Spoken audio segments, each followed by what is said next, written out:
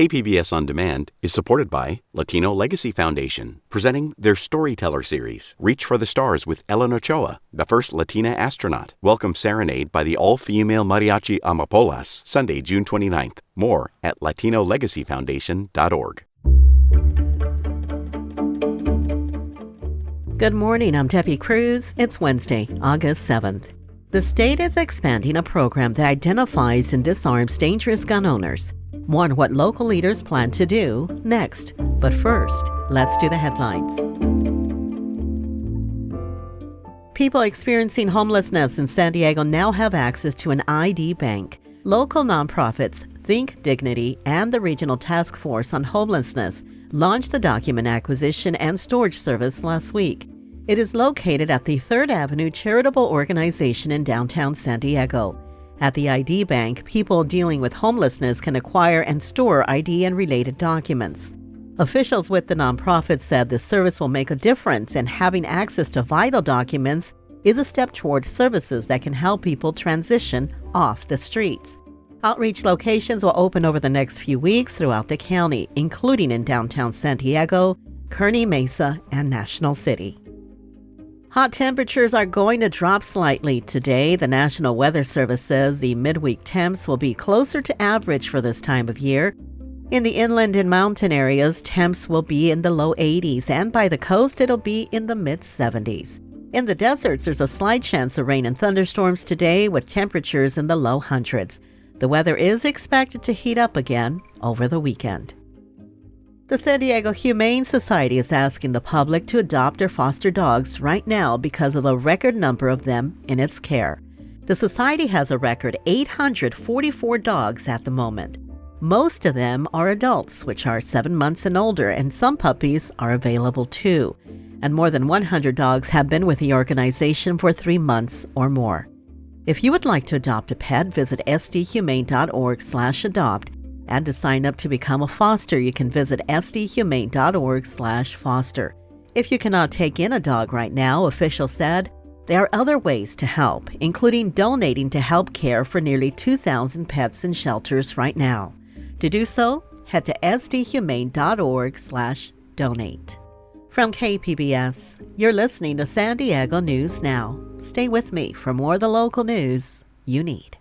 KPBS On Demand is supported by Splatero, helping homeowners pay off debt by offering streamlined access to your home's equity with no additional monthly payments or new debt. Splatero provides a lump sum payment in exchange for a share of your home's future value. Pre-qualification is available at splatero.com.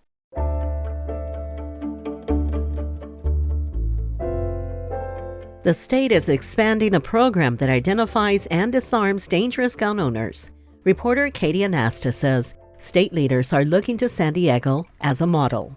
San Diego has obtained more gun violence restraining orders than any other city in the country. They prevent people from accessing firearms if a court decides they're a danger to themselves or others. California Attorney General Rob Bonta says they work. This is a powerful tool that is being underutilized and can be utilized fairly and lawfully more often to increase safety. Now, local leaders have $4.2 million in state funding to expand the program. The San Diego City Attorney's Office will train law enforcement agencies throughout the state on court orders that prohibit gun possession. The office has launched a PSA as part of a public education campaign. Regional law enforcement agencies have also formed a task force to make sure the court orders get enforced. Katie Anastas, KPBS News. The Commission on Police Practices recommended the San Diego Police Department change their vehicle pursuit policy. Reporter Katie Hyson says the police union is pushing back. The commission began reviewing the San Diego Police Department's policy after a December car chase killed Mason and Malachi Orozco Romero, just 4 and 8 years old. Commissioner Armando Flores. There's no need for recklessness to that degree on the streets. They found the majority of SDPD chases started over minor infractions, like speeding or running a red light. About 1 in 5 involved a crash, most of which left someone injured. and they disproportionately involved Black and Latino residents. It's become normalized to us. We really see cops speeding by and we give it no second thought. They suggested changes last month. Top of their list, that police only start car chases for violent felonies.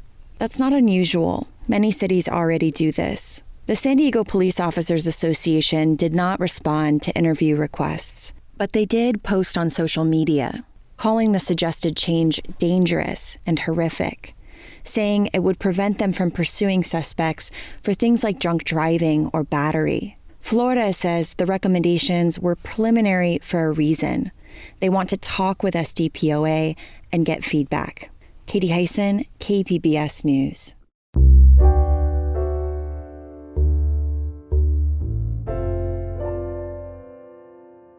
A San Diego-based Navy doctor and a Navy SEAL commander could be forced out of the service over conditions at the Naval Special Warfare Basic Training Command in Coronado. Military reporter Andrew Dyer says one of them is taking issue with the investigation. In February 2022, Seaman Kyle Mullen died just after finishing Hell Week at the Navy's Basic Underwater Demolition SEAL Training Center in Coronado, commonly referred to as BUDS. According to a Navy investigation, Mullen died of acute pneumonia and an enlarged heart. Investigators blamed SEAL leaders and medical staff for poor oversight and singled them out for punishment. During an appearance on the Sean Ryan podcast this week, former BUDS commander Captain Brad Geary says the service is just looking for someone to blame. He says investigators ignored the role performance-enhancing drugs might have played in Mullen's death, even though a large amount was found in his vehicle. So the only crime here in this entire case, start to finish, is Schedule 3 controlled substances on a U.S. installation. The Navy's investigation says its medical examiner didn't test for PEDs during an autopsy. A Navy spokesperson tells KPBS the service is proceeding with accountability actions against Geary and the former senior medical officer, but won't comment further on administrative matters. Andrew Dyer, KPBS News. The USS Eisenhower aircraft carrier returned home last month after what its commanding officer called the most active Navy deployment since World War II. It was in the Red Sea, trying to contain the Middle East conflict, and its deployment demonstrated how the Navy is likely to fight in the future. Steve Walsh reports for the American Homefront Project. The USS Eisenhower had F-18s in the air nearly every day during its 7 months in the Red Sea. Marvin Scott, the commander of Carrier Wing 3, says it was the busiest deployment he had ever seen. When we were established in the Red Sea, we were flying 6 to 7 days per week, sometimes launching alerts at night, anywhere between 80 and 120 to sometimes 140 sorties per day. Very, very busy operational tempo. The Ike left Norfolk days after war broke out between Israel and Hamas. By the end of the year, the strike group moved into the Red Sea as Houthi rebels in Yemen began disrupting international shipping. Scott says the carrier's F-18 strike fighters shot down around 60 drones launched by the Iranian-backed group. He says pilots learned that drones are difficult to see on the plane's radar. The other difference is you're generally not defending yourself, you're defending someone else. It's not going to hit you, it's going to hit the several hundred people on the USS Philippine Sea, and the Air Wing took that very seriously. The carrier only saw 2 port calls over the 9-month deployment because of the constant threat from a host of weapons. The most complex series of engagements that the Navy has seen since World War II, absolutely. After the carrier pulled into port, Captain Chris Hill said the mission was a learning experience for the Navy. There's a lot of firsts that happen, getting to go up against unmanned vehicles, aerial vehicles, surface vessels, unmanned underwater vehicles. And then, of course, anti-ship ballistic missiles, which we had never seen before. It was next level in terms of complexity. Another first, the carrier included ship-wide Wi-Fi to help morale. Hill became a minor celebrity on social media, initially posting about Navy life like Taco Tuesday. But when inaccurate reports surfaced first on social media and then in news stories that the Houthis had successfully attacked the Eisenhower, Hill countered with video of planes landing and sailors below deck. I was already doing that before the Houthis got involved. So I was telling the truth like I did every day. And so there was a question about the integrity of the ship and whether or not there was a hole in it. All I had to do was show a video that there was not a hole in it and just display normal Navy life. Brian Clark is a former naval officer who is now with the Hudson Institute. He says for the Houthis, social media posts declaring that the Ike was in flames are a way of throwing sand in the gears to make people lose trust in what they're seeing from the West and their allies. The Navy is now starting to figure out that that's a piece of the job that they have to address and make sure that the commanders are prepared when they get out there to do this. The Navy has a number of high-tech weapons in the pipeline, such as lasers, which would lower the cost of doing battle against relatively cheap low-tech drones and missiles, like those provided by Iran. There are a lot of off-the-shelf technology the Navy could use to upgrade its ships right now, Clark says. And these are all technologies that exist, and the Army has been using them. The Navy is just catching up now to how do you deal with a threat that the Army's been facing for about a decade. The USS Roosevelt has taken over for the Ike in the Red Sea, as the Houthis show no sign of ending their campaign against international shipping. In Norfolk, I'm Steve Walsh. This story was produced by the American Homefront Project, a public media collaboration that reports on American military life and veterans.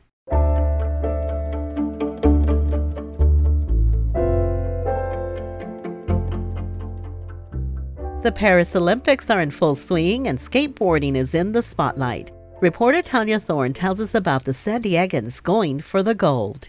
This is the second time in Olympic history that skateboarding is an event in the Summer Games. 4 San Diego County skateboarders made Team USA and are competing in Paris. The women's park team included Ruby Lilly from Oceanside and Bryce Wettstein from Encinitas. Wettstein came in second place for the women's skateboard park prelims, but placed 6th in the finals on Tuesday. The men's park team competes on Wednesday, and the local competitors are Gavin Botger from Vista and Tate Carew from San Diego. The third member of the men's park team also has a San Diego connection. Tom Shar went to San Diego High School Academy. Tanya Thorne, KPBS News.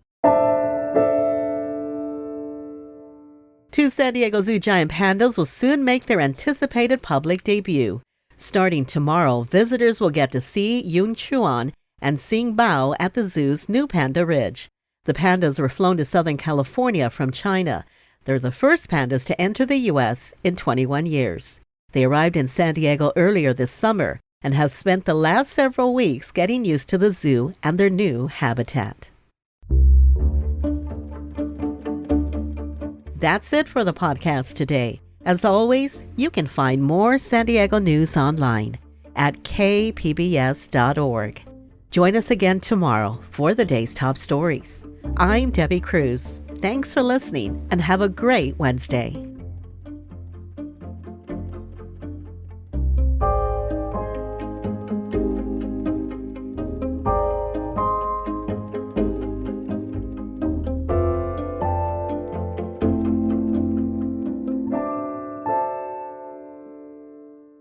KPBS On Demand is supported by the San Diego County Toyota dealers, offering a new 2025 lineup of vehicles at your local Toyota dealer, including a new Tacoma with turbocharged 4-cylinder engines and a hybrid powertrain option. The San Diego County Toyota dealers. We make it easy.